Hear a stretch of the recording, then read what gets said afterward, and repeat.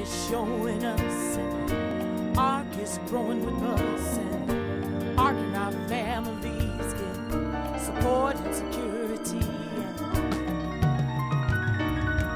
And we'll make this a good life.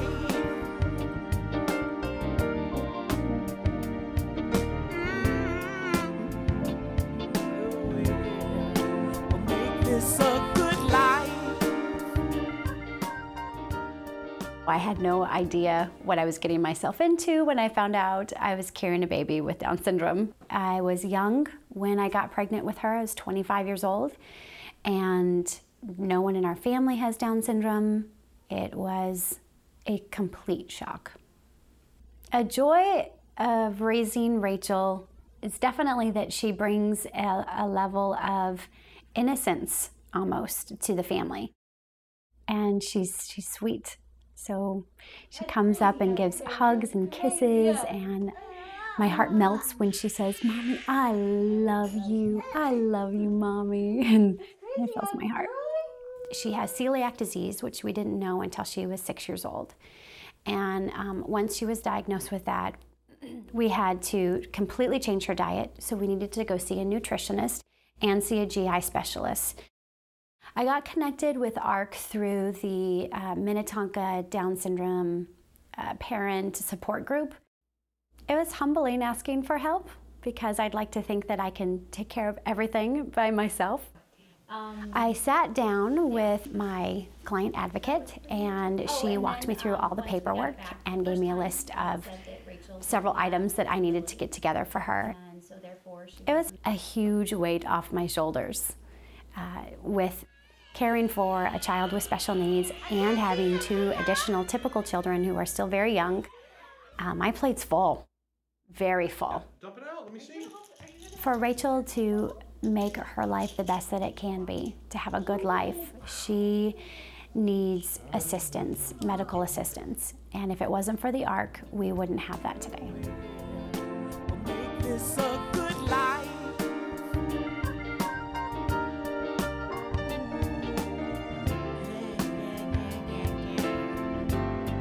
We'll make this a good life. Well, Brett was born seemingly healthy and a typical child, his beautiful baby. I noticed about 4 months that he was not developing like Alana had developed. So I mentioned that at the next doctor's appointment, and he said, "Don't worry, he's a big boy." So then the next doctor appointment I went to, I mentioned it again, and I knew then and there when I walked out that door that something was not right. At 16 months old, we've had an answer, a diagnosis. It's called Ring 22. It's a chromosomal abnormality. Brett is completely mobile, can walk and traverse the neighborhood in the local community areas, but he has significant developmental disabilities. We think of it as he's like a toddler in a 21-year-old body. He also is prone to epileptic seizures, so he can never be left alone. When you first get a diagnosis, it's just you don't even know all that you don't know. It's just so overwhelming. And as Brett was sort of exiting junior high, moving into high school, we became increasingly frustrated that we weren't being heard. But it is hard asking for help, but you quickly have to swallow that. I thought, here's 2 intelligent, college-educated people that are trying to talk to teachers and supervisors in our schools, and we weren't being heard at all. And that when we turned to ARC, all of a sudden, everything changed. And basically, you just want your child to achieve their potential, whatever that potential is. I think ARC is there every step of the way to help them and help you in that process.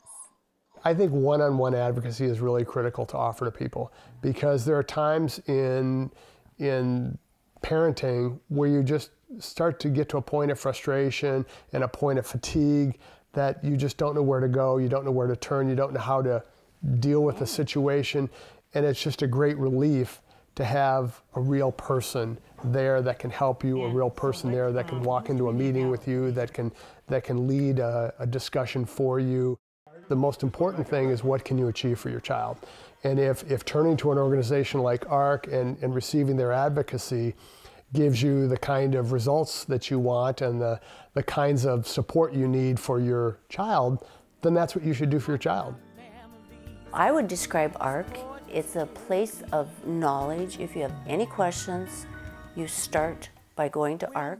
And I liken ARC as a bridge in our community, and it supports families all across the metro. I would really like to say thank you. Thank you to the ARC for providing this service, and thank you for believing in people who have different abilities. Being a parent of a child with special needs, to have the support of an organization like the ARC is beyond words to describe how much it means.